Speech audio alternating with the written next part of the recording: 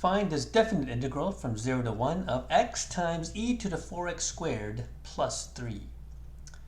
All right, so we see an x term times an exponential term here. But this is a composite function, right? So your first thought probably should be, let's let u equal 4x squared plus 3, which means that du is equal to 8x dx. And that's good, right? Because we actually see that x dx here, right? Which is x dx. So, this 8, right? It's just a constant. We can deal with that, right? So du divided by 8 is equal to x dx. Okay?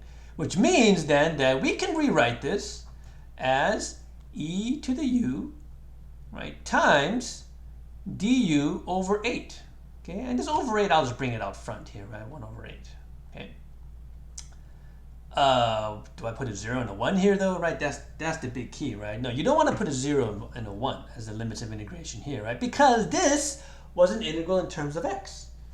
Right? What we've done is we've converted this into an integral in terms of u using this right here, right? So, we're going to have to plug these guys in, right? So what happens when x is equal to 0? When x is equal to 0, right, plug that in, we get u is equal to 3. And when x is equal to 1, right, we get u is equal to 7. So the limits of integration here are not from 0 to 1. It's going to be from 3 to 7. Right? And then we can just solve this problem as we normally would, and this answer that we get will be the same answer that we get for this guy. Okay?